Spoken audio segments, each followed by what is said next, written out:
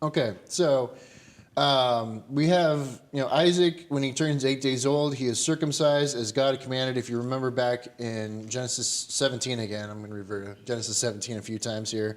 Genesis 17, starting in verse 10, it reads, "This is my covenant with you and your descendants after you, the covenant you are to keep. Every male among you shall be circumcised. You are to undergo circumcision, and it will be the sign of the covenant between me and you. For the generations to come, every male among you who is 8 days old must be circumcised, including those born in your household or bought with money from a foreigner, those who are not of your offspring. Whether born in your household or bought with your money, they must be circumcised. My covenant in your flesh is to be an everlasting covenant. Any uncircumcised male who has not been circumcised in the flesh will be cut off from his people. He has broken my covenant." So way back when in Genesis 17, when that was done and Abraham had everyone circumcised at the end of that chapter, including himself and his son Ishmael, now we're getting to chapter 21. Isaac turns 8 days old, and he's still following through with that promise. So we see this continuing, and of course we see it continue throughout the history of the Israelites, but we see it kind of for the first time again later on here. Is he has a son, his son is 8 days old, he's undergoing the circumcision, he is maintaining that covenant with God. And then we are told that, again, Abraham is 100 years old when Isaac is born. Again, this makes Sarah 90 years old because she's about 10 years younger than him. We've talked about that before. And then there's this funny inclusion about Sarah finding humor, I guess, in the whole situation. And most of the translations will use the word laugh. And it seems like such a word that King James would have come up with a better word for, but they typically use that word also. So she's laughing about the situation, about this actually coming to fruition in her old age, and people will laugh with her. And this seems to kind of, in a way, reference back. We read already in Genesis 17 that Abraham laughed, will I have a son at 100? Will Sarah have a son when she's 90? But also remember back in Genesis 18, verses 10 through 15, Sarah laughs at this idea too. Genesis 18, starting in verse 10, it says, "Then the Lord said, I will surely return to you about this time next year, and Sarah, your wife, will have a son. Now Sarah was listening at the entrance to the tent, which was behind him. Abraham and Sarah were already old and well advanced in years, and Sarah was past the age of childbearing. So Sarah laughed to herself as she thought, after I am worn out and my master is old, will I now have this pleasure? Then the Lord said to Abraham, why did Sarah laugh and say, will I really have a child now that I am old? Is anything too hard for the Lord? I will return to you and at the appointed time next year, and Sarah will have a son. Sarah was afraid, so she lied and said, I did not laugh. But he said, yes, you did laugh. So there's this whole thing about, in 17, Abraham thinking this is kind of ridiculous, and then Sarah also in chapter 18 thinking that this is ridiculous, and they're laughing at kind of the idea of it. And now here she is with a son, and she's laughing at this, and it really has come to pass, and it's a very joyous kind of moment. It's not like, I don't think she's just kind of going along with it and saying this is just ridiculous and silly still. I think it's more of a, hey, this has come to fruition. I've been kind of maybe not understanding it, but there's this joy that's coming out of it. It's sort of this irony in a way, but yeah, how about that? What God said would happen, happened. So very, very easy. Anything else on these verses about the birth of Isaac? The next kind of set of verses are going to go on to another topic here. Go ahead. Well, in chapter 17, he was told to. So that makes it easy. When God tells you what to name your kids, you don't have to think about it. And that's not an uncommon thing. Whenever, it seems almost every time when there is some kind of miraculous birth of a child or something special for them, God will say, this is going to happen, and you shall name him this. Like with John the Baptist, they were told to name him John. With Jesus, all these names that come up, oftentimes God says, this is going to be their name. And a lot of times the reason he does this is because that name is going to signify something. There's going to be a reason for them to have this name. So back in chapter 17 of Genesis that we read from earlier, it said, you shall name him Isaac. Easy enough. So now I don't know how the middle names and all that stuff work. We won't get into that. But he's named Isaac because God said so. Go ahead. It means he will laugh. Yeah, there you go. See, that just compounds on it. So. It seems interesting. So why do you think that there seemed to be a difference in how God reacted to Sarah laughing and how he reacted to Abraham laughing? We don't know for sure, but I'm just... Oh, yeah, I would get into supposition territory real quick. I mean, we have what we have, and it's possible we don't have that full conversation that happened in Genesis 17. I mean, in a way, God kind of pushes back on Abraham because Abraham is wrong. I mean, because Abraham's saying this is kind of ridiculous here in chapter 17. How could this happen? But God, reaffirms that, yes, it's going to happen. And in a way, he does the same thing in chapter 18 with Sarah. But as you said, it seems to be sort of a different type of conversation, but it just may be the way it's recorded.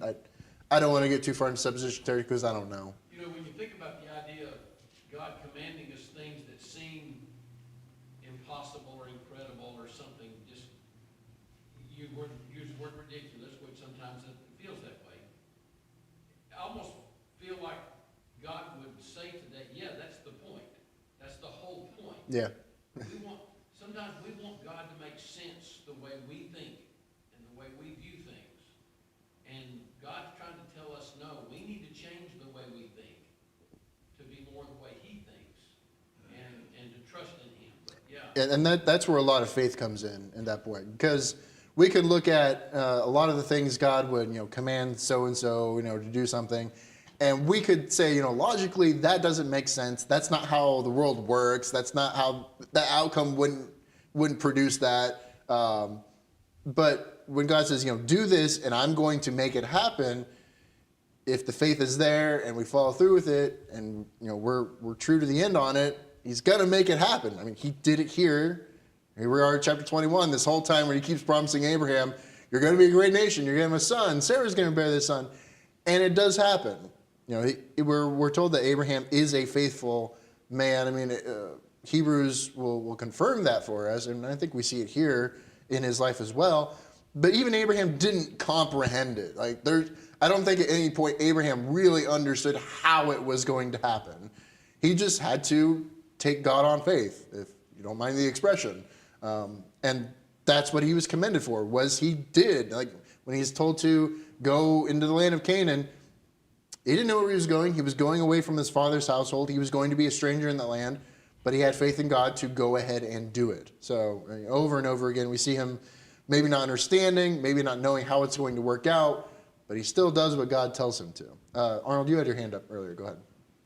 Yeah, I just want to say that we can kind of look back at it and wonder why he laughed and all of that.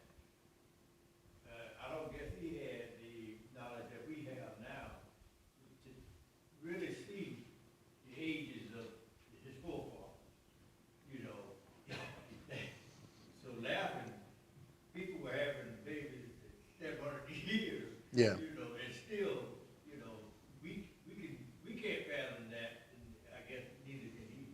Yeah, the age thing, I've talked about this several times. It's not uncommon for somebody to be pre-flood era. They'd be 100-something years old and they're having kids. That happened all the time, all throughout the generations. When you get to after the flood and you go through, the descendants of Noah to Abraham, you notice there's this kind of consistency of the lifespans getting shorter and shorter and shorter and shorter. And even Abraham, for his time, is considered to have an unusually long lifespan.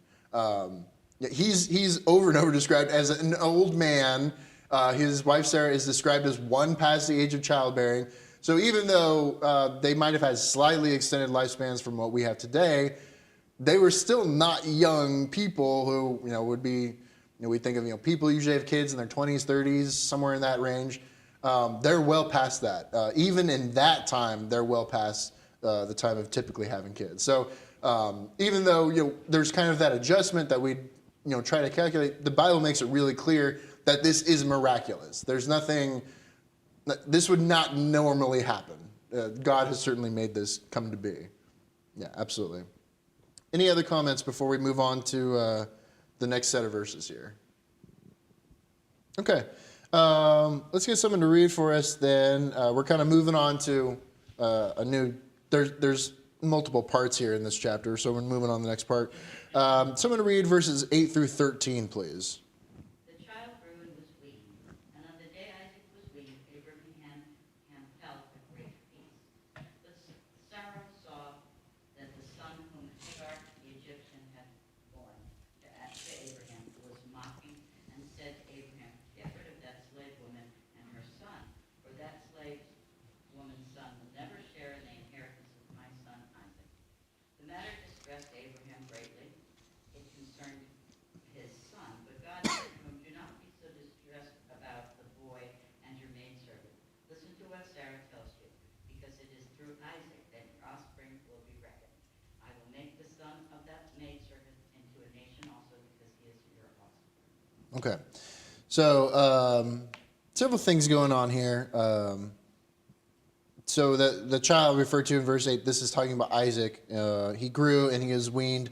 So in my mind, between verses 7 and 8, there's probably about a year's time frame, maybe a little longer, but somewhere about that. We're not given exactly. But he's weaned, and Abraham throws this great feast. Any excuse to have a party, I guess. Because I've never heard of that being a thing in our culture, but I don't know. We have this weird, and it's the wording here, and I've looked at several translations, and none of them are really very clear on exactly what the issue came up was. But in verse 9, Sarah, my translation says, Sarah saw the son whom Hagar the Egyptian had borne to Abraham was mocking.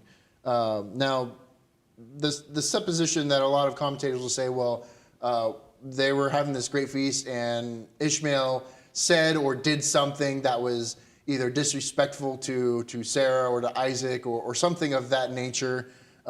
Again, the wording is odd. We don't see this phrasing used heavily in the Bible in any translation that I could find. But whatever the issue was that came up with Ishmael and whatever he was doing or saying, Sarah kind of sees like, hey, this could be a problem here. Because, I mean, they're half-brothers, but Isaac's the son of promise, but Ishmael is considerably older.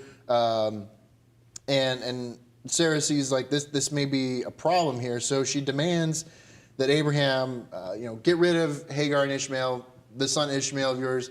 He's not part of this promise. Let's not, keep him around. Send them off.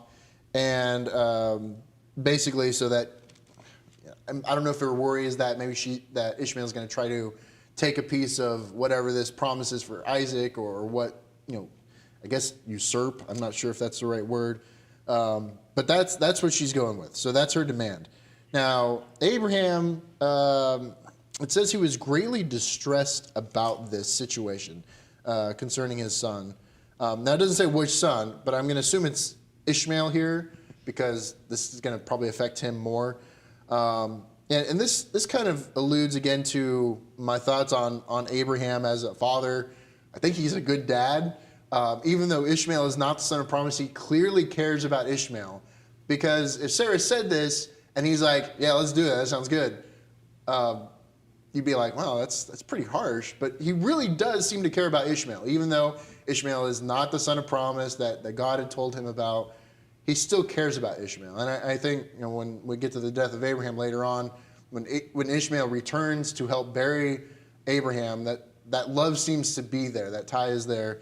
Even though there's some weird family dynamics going on here, he definitely does care about Ishmael, and God comes to him and says, don't worry about this. Like I understand your concern. God's comforting him here a little bit, and say just go ahead and do what Sarah suggested, but don't worry.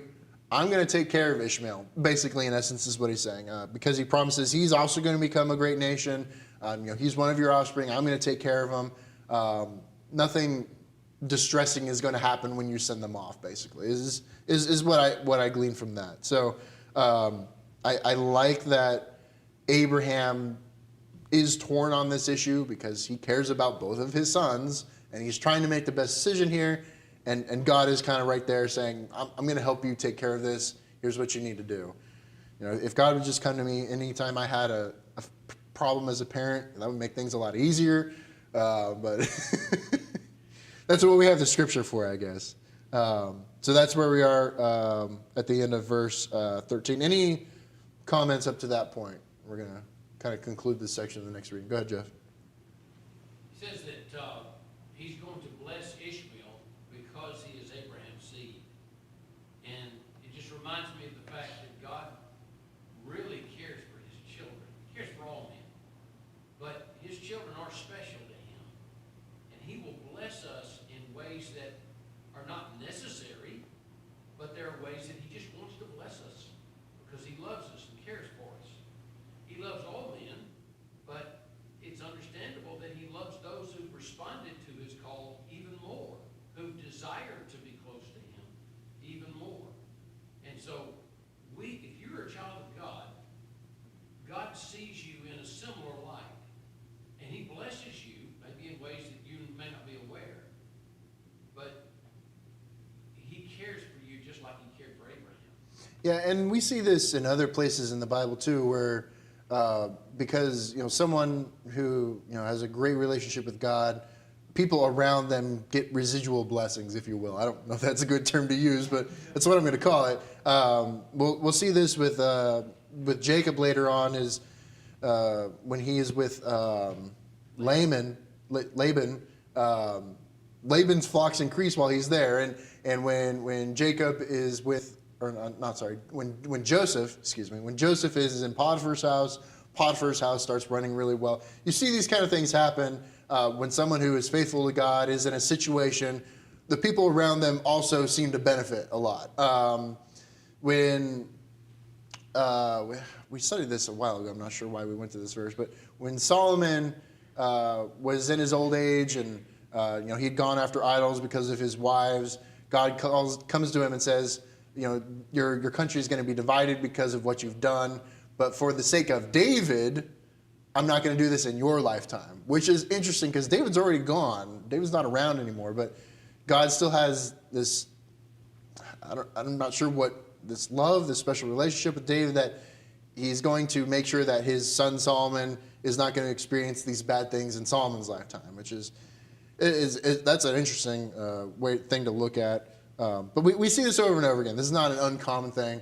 You could even say with Lot, as he's escaping the destruction of Sodom, he goes to Bela, which would become Zoar, and I've kind of supposed a little bit that probably that city would have been destroyed too if it was not for Lot, asking, can I escape to this nearby small city?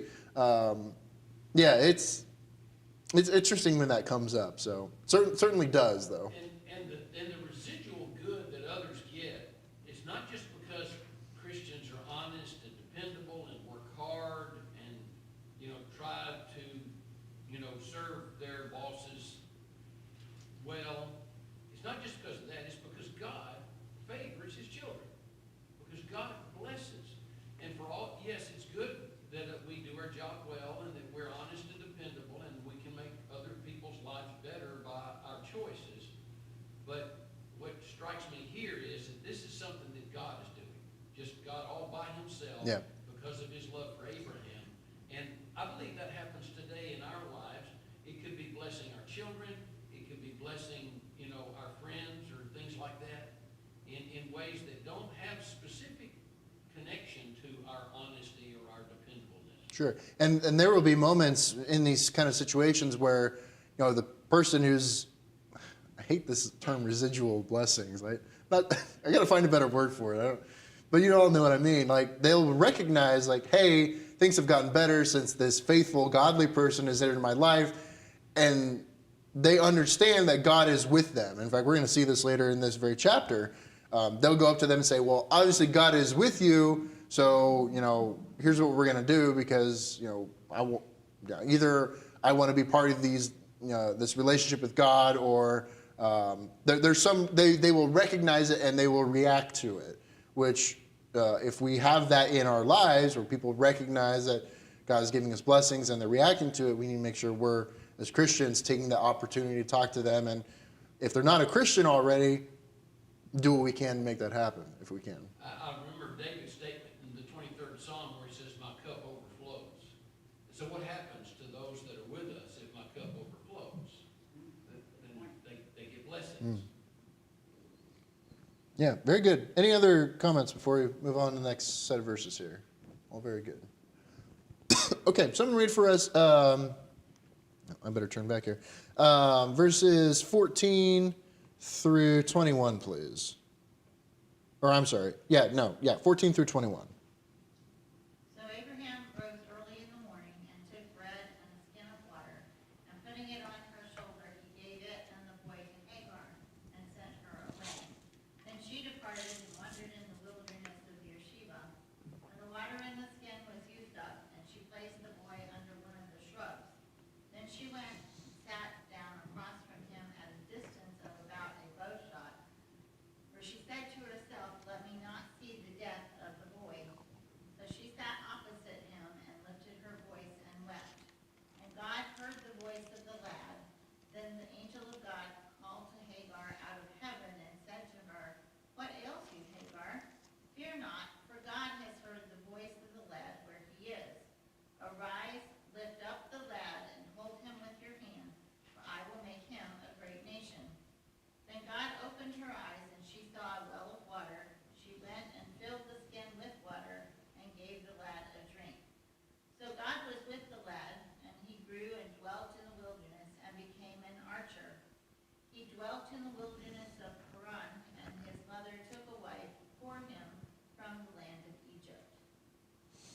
Okay, so I want to just kind of, before we get into this exactly, if we do some calculations here, in Genesis chapter 17, we have, and we haven't talked about Ishmael's age yet. I probably should talk about that. In Genesis chapter 17, talks about, let's see, it's verse 24. It says, Abraham was 99 years old and he was circumcised, and his son Ishmael was 13. So now that we're in chapter 21, we've been told that Abraham was 100 when Isaac was born. And if we kind of look, if we've jumped ahead a year between him being born and him being weaned, that would make Abraham about 101 years old. And Ishmael being 13 back in Genesis 17, he should be about 15 at this point. So he's not like a little kid. He's like a teenager. So just because your translations will use, I think lad was the word used. That's probably better than some of the translations. Some will say the child or the kid, or like it'll make it sound like it's like a little kid. Like that's somehow we would get that from that wording. So he's a teenager. Just to make that clear. He's getting close to the if he's about 15, he's a teenager. He's not like a little kid. So just so we know what the situation here. So when we're here now in chapter 21, Abraham goes ahead and he is going to send them off, and he gives them some provisions for their journey. It doesn't really tell them, go this way or that way. He just gives them some stuff and says, be on your way. It doesn't seem like Hagar had any specific place in mind when she goes off, because it says at the end of verse 14 that she went on her way and wandered in the desert of Beersheba. Now, we've talked about this area before. Beersheba would be like the southernmost city of what would be the nation of Israel. And so she's gone to the wilderness, which would probably be about southwest of that. So she's not she's in an arid area. This would be kind of getting into the Sinai Peninsula, that region. It's, at least nowadays, not a lot grows there. What the situation was there at that time, we're not sure, but from what we know about what was there in Exodus, there wasn't much there then. So I know it's a little bit removed in time, but all indications would be that there is not a lot here. So some of your translations will say wilderness of Beersheba, some will say desert of Beersheba. The indication here is that there's not civilizations here. And usually the reason you don't have a civilization somewhere is because it's not habitable. So remember, there's already people in this, this face of the earth. There's people in Egypt where there's, a lot of water, a lot of vegetation. But in this area, not so much. So she's kind of on her own with her son and the provisions that Abraham gave to them when they were sent off.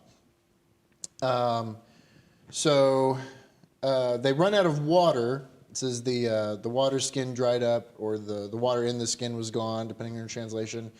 And it says that Ishmael, was crying. She put him under a bush. Now, again, he's not a little kid, so he's probably got some endurance to him. From what we know about him, he goes on to be pretty skillful, athletic, if you will. He can hold his own later on in life. But they probably ran out of water, and they were probably out of water for a while, and the conditions were probably not great. So it's not like, oh, they ran out of water, and 5 minutes later, Ishmael's on the ground. He's like, I can't go any further. They probably have been out of water for a little while. And we don't know the time of year it is, so it could have been summertime. It could be really beastly hot in that area, triple digits.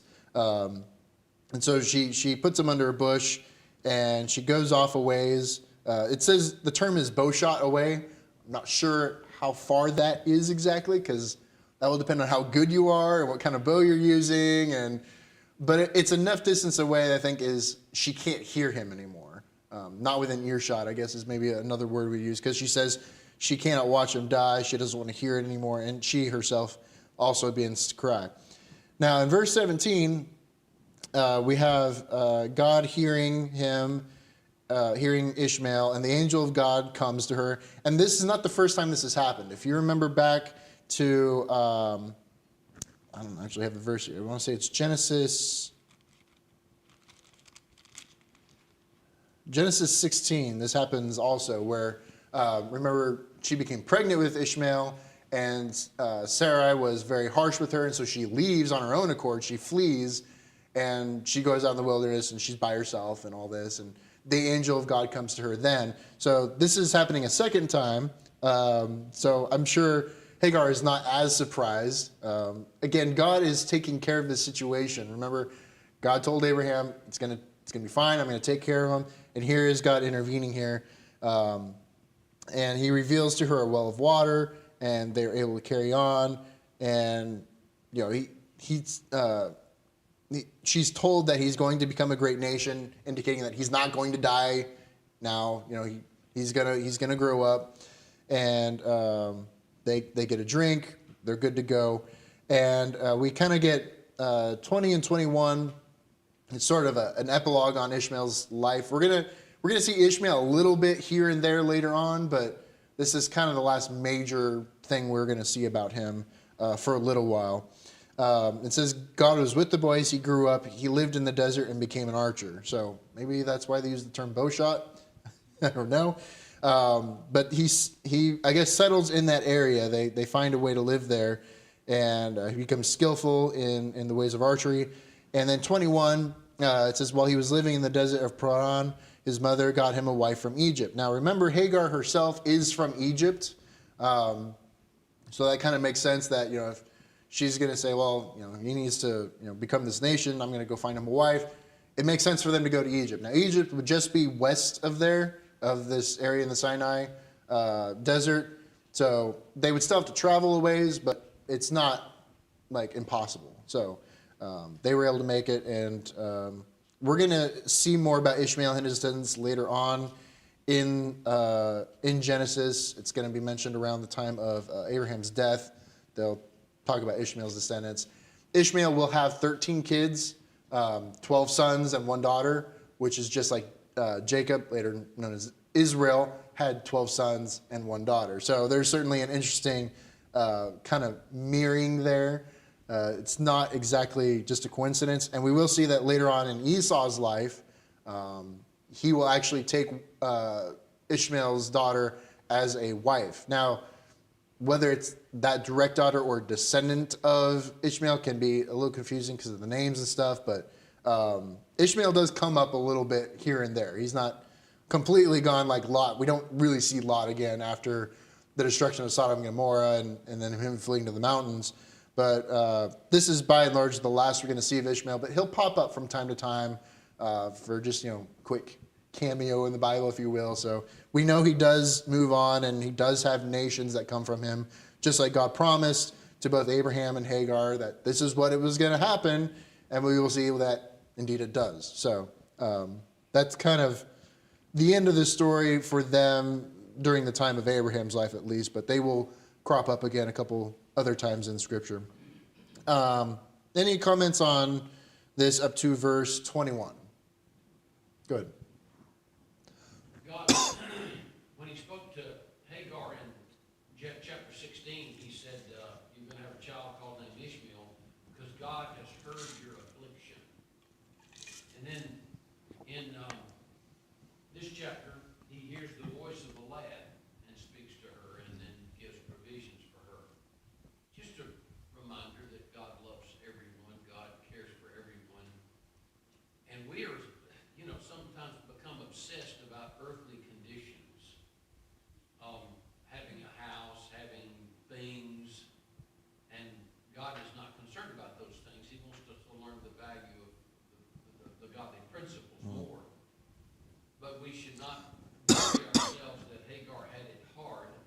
The truth of the matter is, everybody during that time had things hard. It was not easy. But God did bless her, and she continued on. I can only imagine what she felt at this moment. Where am I going to go? What am I going to do? She's beyond age to expecting a man to marry her. And she's a slave or a servant. Yeah, she doesn't have any high status or anything like What's that. going to happen if somebody finds her? They're probably going to kill her, abuse her, and kill her, and then take her son and sell him for a servant. And that's what she's afraid of. So she doesn't go to a city. Fortunately, the lad is old enough, and he learns to be an archer, and they make their way. Yeah. They make it. They may be living in caves. They may be living in tents, probably caves at first, but eventually they build a nation from that. And so it's just an example of the fact that God cares for everybody, no matter what your station, your circumstances. God cares about you. Yeah, even though Ishmael was not the son of the promise that God had given to Abraham, that didn't mean that God didn't care about Ishmael. And we see this, I think, comes up a few times during the Old Testament. You have, the nation of Israel thinking that, we're the descendants of Abraham. We are so blessed. We have I don't want to call it a superiority complex, but in a way, we're the children of Abraham. We have these special relationships with God, and that makes us better than, these Gentiles that are around us, these other nations. And I think that all comes to a point in Jonah, when Jonah is told to go to Nineveh, the capital of Assyria, and preach to them about oncoming destruction. And Jonah, after kerfuffle, eventually does do it. I'm not going to get into all the details. You know the story pretty well. But he eventually does do that, and they repent, and so God spares them. And Jonah said, I knew you would do this because you're such a loving God, and you would spare these people. And, people that he would not consider to be worth his time. I mean, he really tried not to go to Nineveh. He avoided as much as possible. But God kind of throws it back in his face and says, this is a major city of all these people. Should I not care for them as well? And that's how the story ends. We don't see what Jonah does after that, where he goes, what he does with his life, or what his reaction is. That's it. That period. Should I not care for them as well? Period. That's God's relationship with all people. And we can get into these ideas of, well, is your status this? What's your economic situation? Who are your parents? What's your family? Where do you come from? What do you do for a living? And we get attached to these things, and we have the bad habit of categorizing people, saying, well, you are like this, or you do these things, so you must be this kind of person, so this must be your relationship with God. And we make these quick choices and these quick thoughts about what a person can or can't be based off of a glimpse of what they may be from, or those status things. And God never says at any point, well, if you don't make a certain amount of money, or you don't have a certain job, you're not going to succeed, or you're not going to have any relationship with me. It's, are you going to be obedient to me and my word and the things I tell you to do? Are you going to follow his word? That's it. Period. So when the people of Nineveh repent, they did, and they followed what God wanted them to do for a time. Of course, the writings of Nahum tell us that didn't last forever. But at that time, they understood we need to right things because what we're doing is wrong, and we need to repent and go away from that. So I guess we're going to stop there. We're out of time. We're not quite done with this chapter. We'll pick up at verse 22 next week. We're going to see a similar. We're gonna see someone come back, Abimelech, who we read about in the previous chapter. We're gonna have another interaction between him and Abraham. It's gonna be a little bit different, but we'll talk about that when we read through it. We'll probably also start chapter 22 next week. I don't think the end of chapter 21 is gonna take us too long. So if you want to read ahead a little bit, go ahead and start reading chapter 22 as well. I don't think we'll finish all of chapter 22, but we'll at least probably get started with it. So we'll close there for today.